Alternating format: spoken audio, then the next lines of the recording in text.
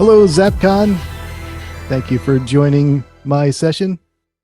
I'm going to be sharing with you some knowledge about drive-by penetration testing with ZAP scripts, a way that you can upgrade your skills at penetration testing and get a little faster, a little more efficient. A little bit about me before we begin. My name is Troy Fisher. I'm an ethical hacker at IBM Security. I've been in the security space for more than 20 years, but I'm newer to penetration testing. I've only been there for about 3.5 years. I'm the threat modeling lead on my team, so I review all the threat models that come in from our family of products. I also have interests in hardware and IoT hacking, mentoring new talent, and I love studying about container and cloud native security. I'd also like to give you a little bit of a disclaimer. I'm presenting at ZAPCon personally. I'm not officially representing IBM. And I'd also like to clarify that this is not original research on my part. This is knowledge that was passed to me by other people on my team. But it's a way of using ZAP that I feel is a little bit not obvious. If my great colleagues on my team had not shared this knowledge with me, it never would have occurred to me to use ZAP in this way. And so I think it might be helpful to share it with all of you out there at ZAPCon as well. A little overview of my presentation. First, I'll talk about the setup that you need to do to make this work. Then we'll review the anatomy of the script. And then I'll conclude with an example script, an actual script that I use, and a demo of it in action. If you've paid careful attention and I do my job correctly as the presenter, you'll learn ways to improve your penetration testing speed and maximize your testing coverage. But first, a little bit of a story. This is actually a picture of me that you see on the screen in my early days as a penetration tester, dressed up as the classic Hollywood hacker with the black hooded sweatshirt. On my team, we use a sort of agile-ish way of assigning tasks. We have a whole task list, and we just choose the tasks that we want whenever we want them. We claim them, do whatever testing is needed, and mark them as completed. Because it was my first penetration test, I wanted something easy, something that I was very familiar with, so that I could make a good impression, right? So I chose cross-site scripting. And I ran through the entire application. I went through all the forums that I could find, and I sent cross-site scripting payloads to all of them. Anything that looked like it came back with a reflection, I would send a test to it and see what happened. I messed with the headers some, I messed with the cookies some. Felt like I did a good job, didn't find anything, marked the task complete, and got on with my day. The next morning, I went in and I looked at what my colleagues had logged in the previous day in our vulnerability tracker. And one of my teammates had logged a cross-site scripting.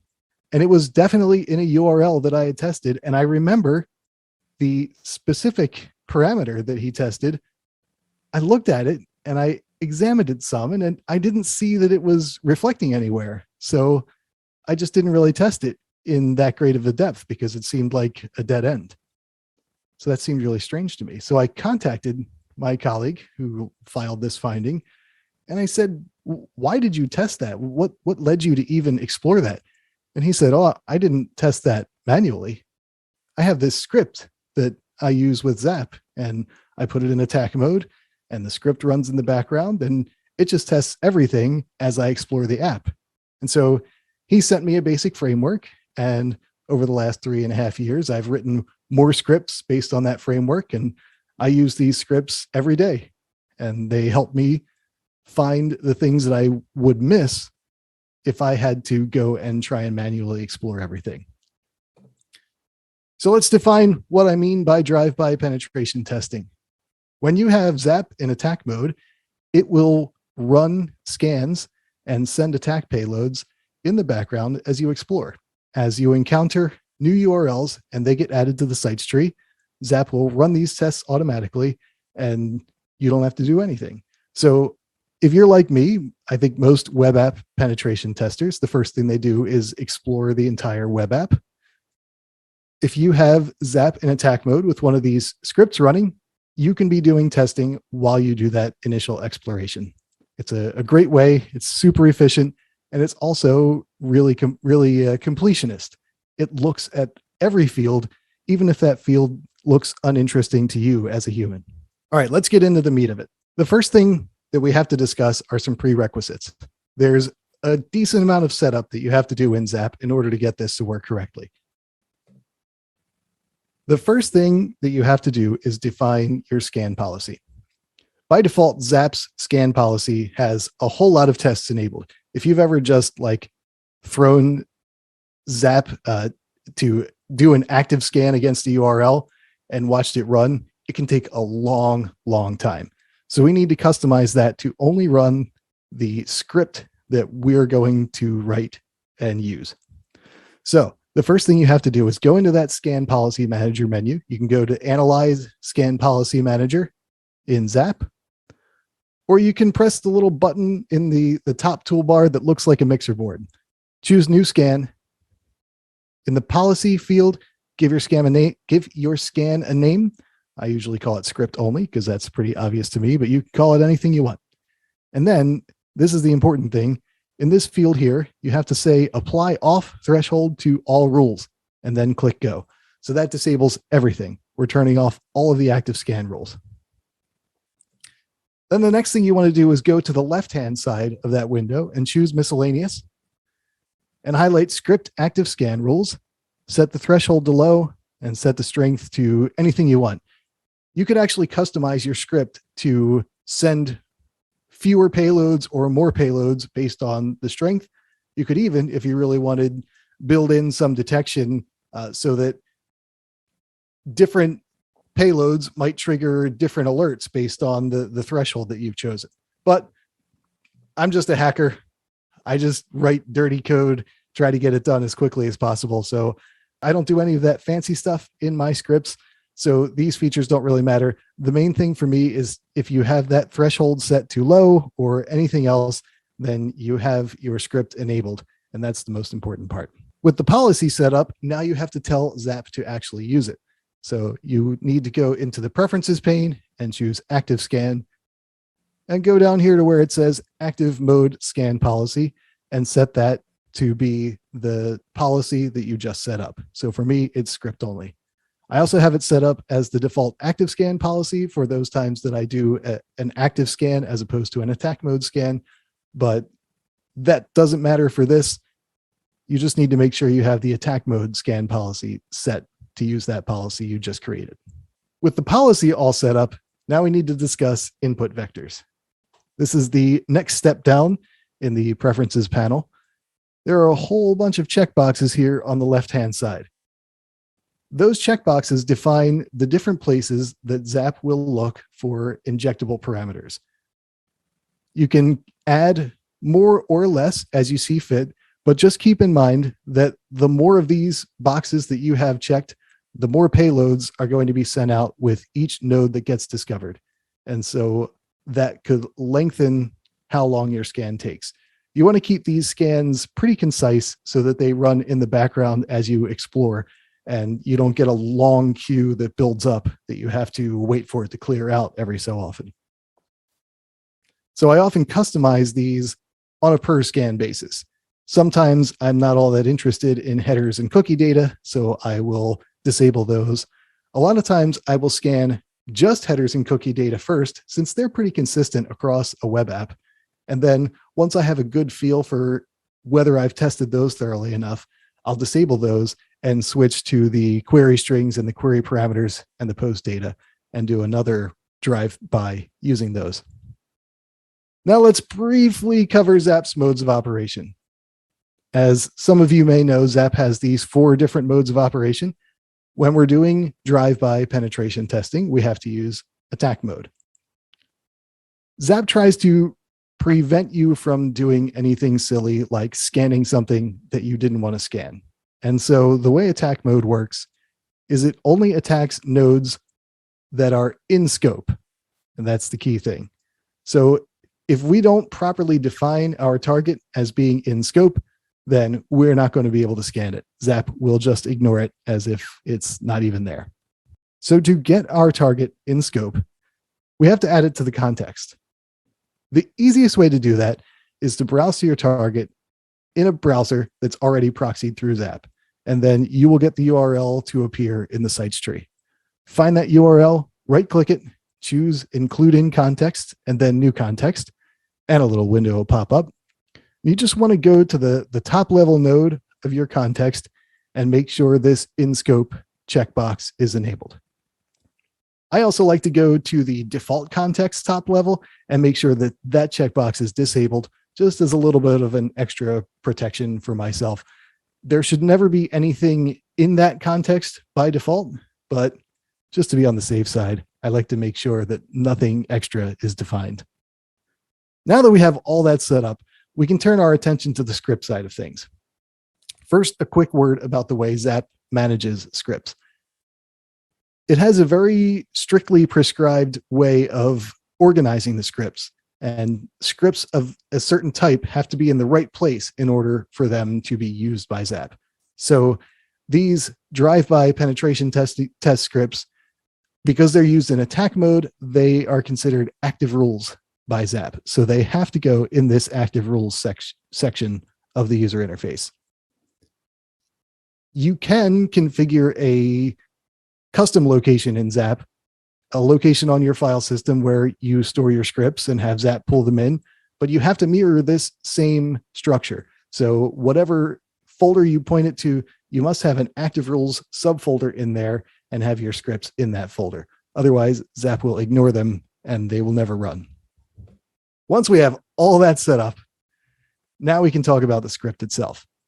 So first, let's go over the basic anatomy of the script. It's actually just one function.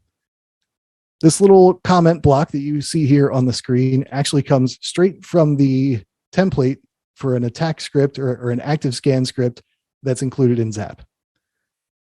It has two different functions. One function is called scan node.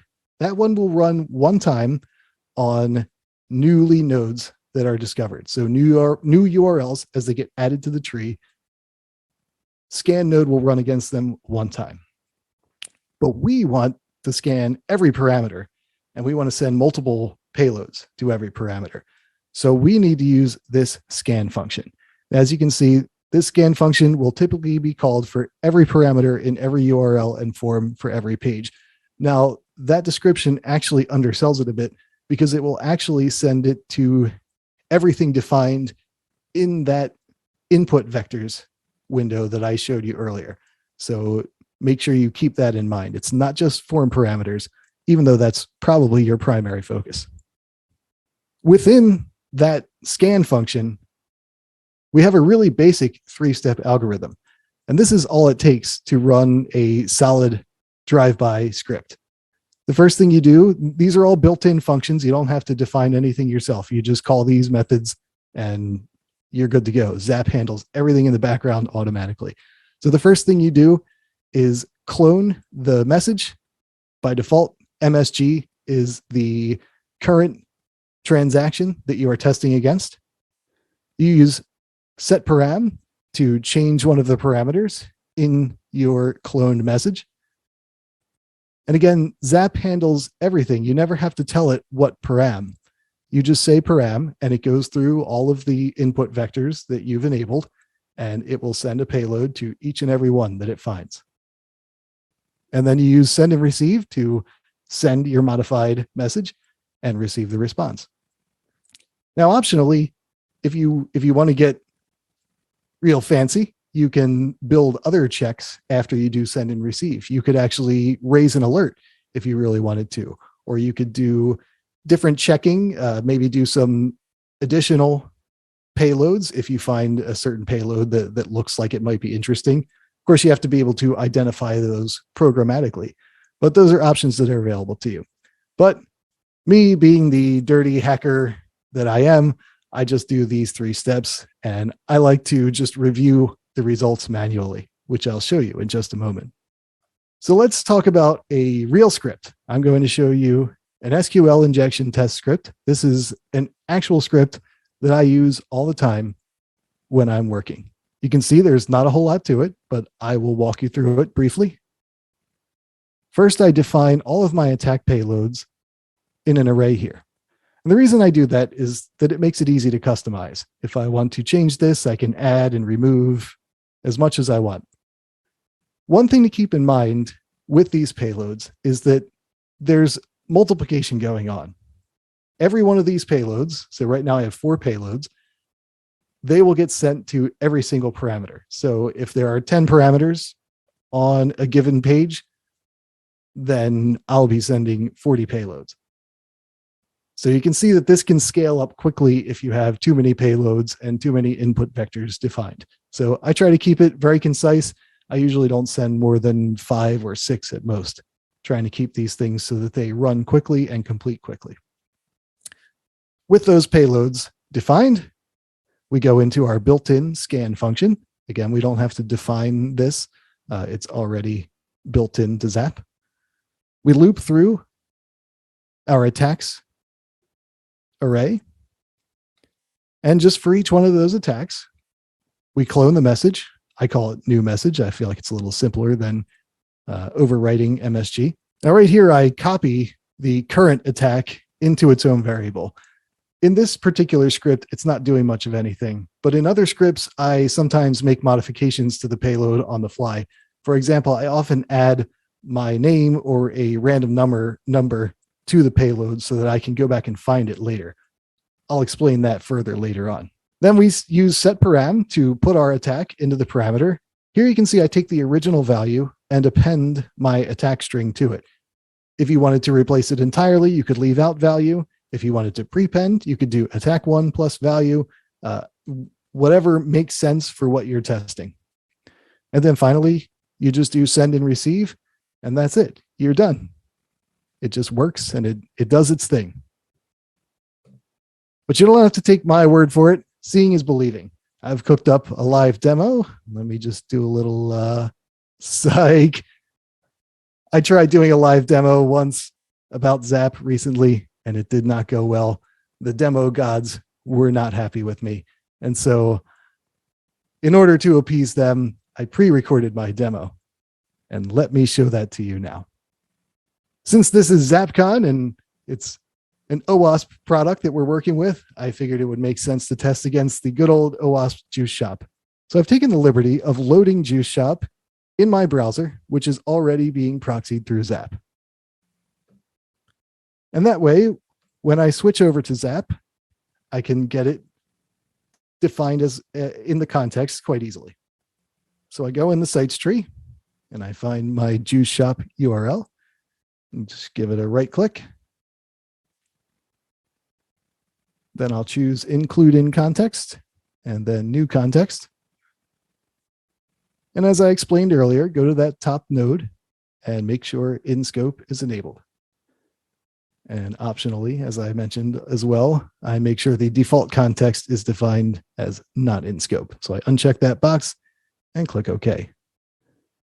One cool feature that ZAP has that you may not be aware of is if you click the little bullseye icon up here, you can hide anything that's not in scope. Makes it a little bit easier to work with things. Okay, now that Juice Shop is in our scope, we can enable our script. Keep in mind the script has to be enabled or ZAP won't do anything with it. And they're not enabled by default usually, so don't forget to go in and enable them.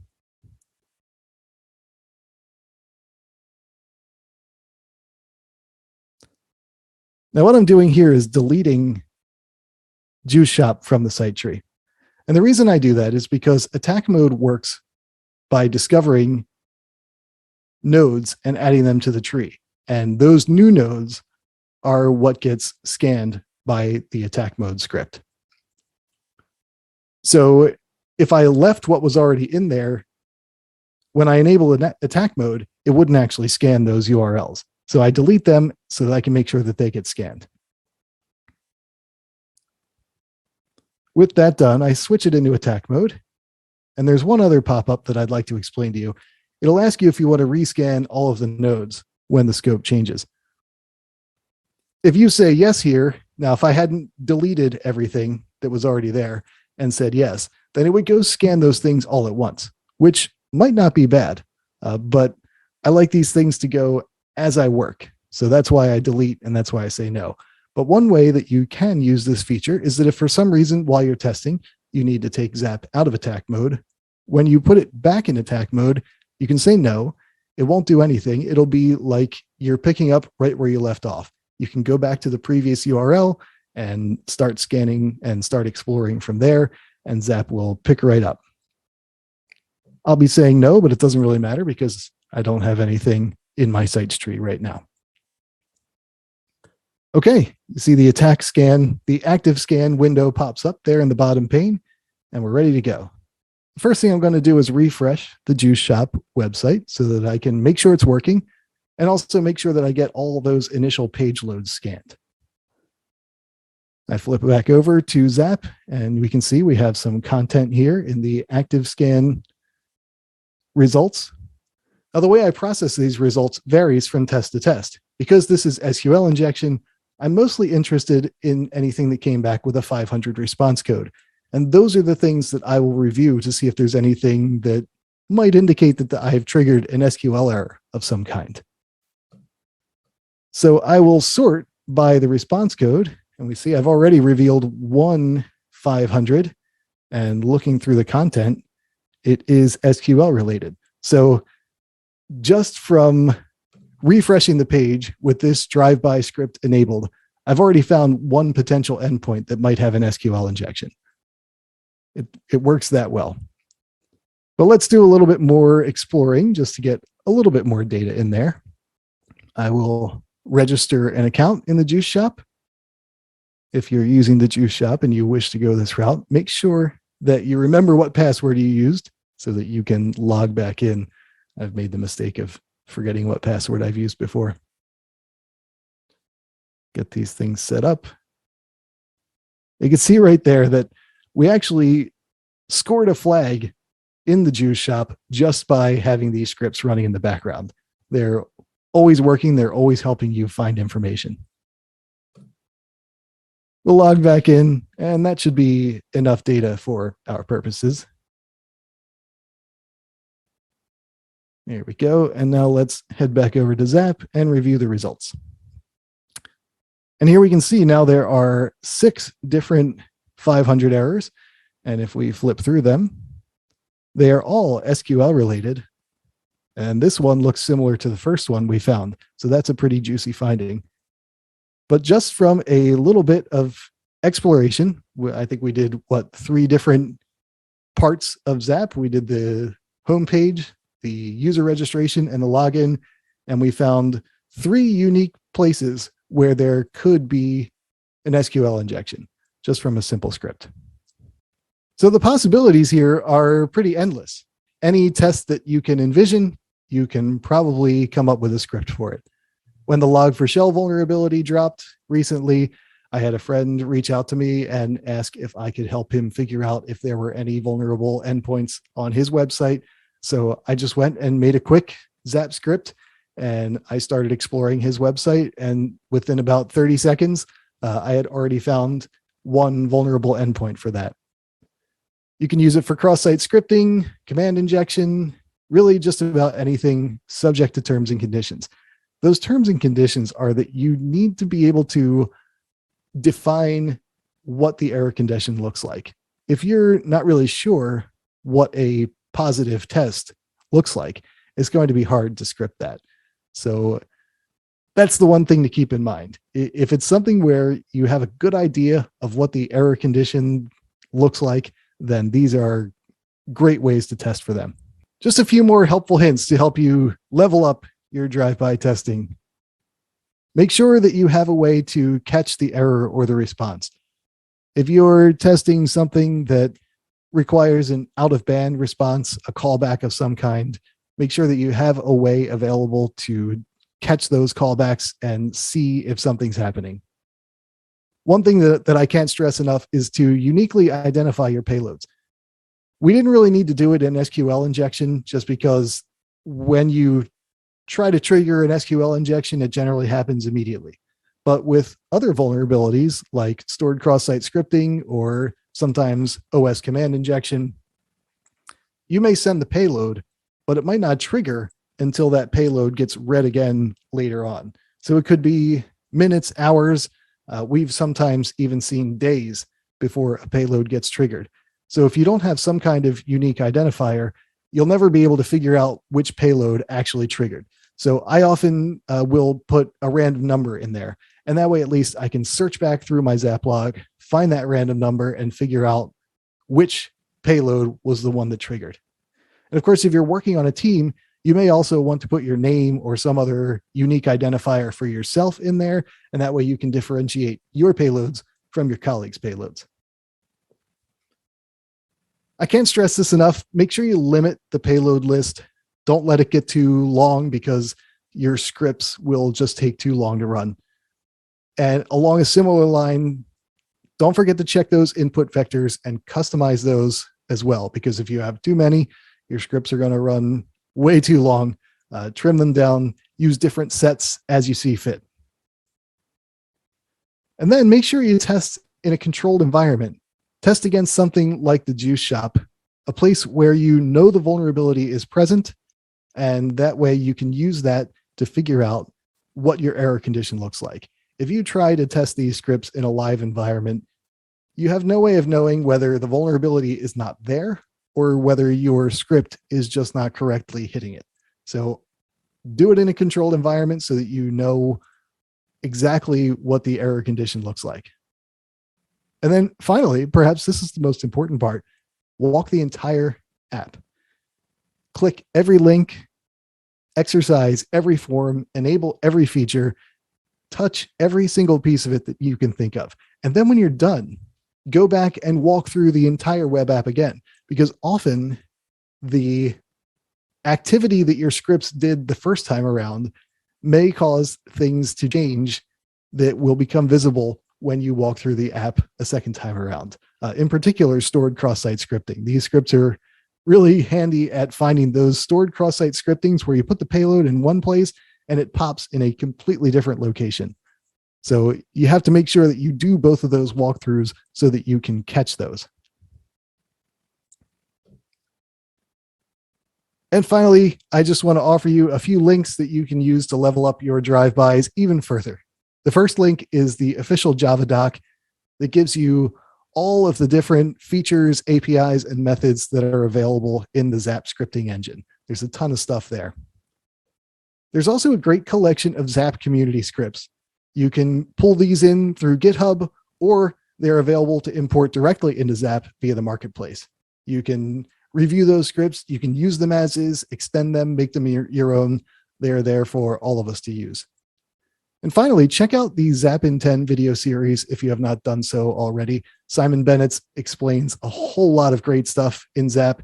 In particular, there is one about active scanning, and a lot of the information in there is applicable to this attack mode drive-by scanning. So be sure to check those things out. Thanks everyone for attending this talk. I hope you enjoyed it. I want to give a special thanks to my team members. Without them, I never would have known that ZAP could do this. And so I hope that this information, which has helped me, will be helpful to you. And I hope you enjoy the rest of your time at ZAPCon. Thank you.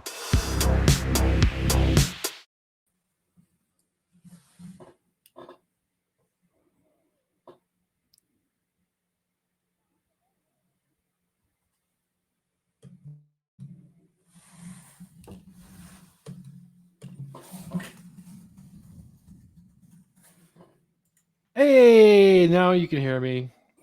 The mute button strikes again. Hey, thank you for sharing all the really good information that you did. I think you taught me something about ZAP today that I'm not sure I knew that it did. So I super appreciate it. Hopefully everyone out there does. I want to start off the Q&A session with give the people some legal advice about drive-by pen testing. Well, it's your kind of standard disclaimer applies. You should definitely only use these techniques on websites that you either own or have explicit permission to test, and just be really careful when you define your scope so that only the thing you want to test is in scope and you don't accidentally include other things in there as well. Yeah, exactly. I want to make sure everyone's clear on that. Troy's showing you a really powerful thing that ZAP can do here. Make sure you have permission to do what that will do on a website you are testing before you do that, because legal consequences can ensue. All right. More fun questions. Everyone's clamoring for the script, Troy. Everyone's like, give us the script. I know you have a repo that you put out in Discord that people can find. They want that SQLi one. Yep, I will upload that. That didn't even occur to me to put that up there. This is my first time doing this kind of talk where I had a piece of code that I could share. So my apologies for not putting it up there in advance. But I did have a log for shell script that I cooked up. I mentioned that in the talk, and that's up there now. So you can certainly take a look at that. It uses the same exact framework, so you can easily adapt it as well. Yeah. That's super good. Super good info. It's so awesome. One of the cool things about Zap, I think, is how sharing, kind of giving and taking and sharing the community is about. Like, I did this custom thing, and here's how it works, and here's the script. I think that's super awesome. As you were talking about scan policy in your demo, someone asked in the Discord, does it understand Angular JS based sites? That question may have been answered in the demo that you did, but answer it again if you would. Yeah, so basically, Zap will just process anything as it comes back from the server. So what it sees when you test an Angular based site is the static HTML that gets generated by the templating engine. So in that regard, it can test an Angular site, but it doesn't really know that it is an Angular site. However, you as the tester know that it's an Angular site. So you can use this technique to target Angular specifically. So for example, you could write up a little script that tests various template injection payloads and use those. I think tangential to that question is what does drive by offer that's different or better or something than just kind of the attack mode, the active scan mode? For me, it's the conciseness. The built-in rules that come with Zap they're great, but they're big and there's a lot of them. And even if you just trim that down to like one of the categories of rules that runs when you explore the site, I have found that it really never finishes. The scan queue just keeps building as I explore, and it really never finishes. So the advantage, at least for me, is that these are highly targeted. I only ever include a small number of payloads, and that way I can watch it run these scans in the background as I do my exploration. I usually have Zap, I have a big monitor, an ultra wide monitor. So I usually have Zap on one side and the browser on the other. So as I browse, I can watch what's happening in Zap. And so I want these scans to finish as I'm watching so that I can see the results in real time. Awesome. So is it fair to say the drive-by version, you're just proxying your web browser traffic through Zap, and Zap is picking up parameters and different inputs to the app and then testing them. Whereas in attack mode, we're trying to get Zap to actually go do the exploring of the app itself. And in that case, with the Ajax scanner, it's the Ajax template or JavaScript renderer that is included in Zap. So Zap can render all those JavaScript pages. But in your case, the way that you're doing is driving it proxied through Zap. So Zap can pick up the different inputs. And as you're driving it around, making sure like something is actually driving the browser, it's much easier for Zap to pick up those inputs and then test them. That's a great way to explain it. Yeah. Perfect. All right. Next question. Can you play Stairway to Heaven on that guitar back there? I'm not that good. Oh man, that's a bummer. Let's see. What else? What else do we have in the Q&A in Discord here? By the way, if this is legit your first time doing a talk, I would highly encourage you to do more talks because that was amazing. Oh, thank you. I do a lot of talks internally at IBM, but this is my first like really open to the public talk. Awesome. Well, I definitely want to, let's see. I think we covered all the questions that people have asked in Q&A. But first of all, I forgot this. Everybody give Troy a clap, a thumbs up. Thanks for putting in work in the Discord. Put a lot of effort into this presentation, obviously. Shared a lot of really good information about a way to use Zap that is maybe different than how a ton of people use Zap. So we super appreciate it. I super appreciate it. I know it takes a long time to get that stuff done. Let's see. More questions. Good talk.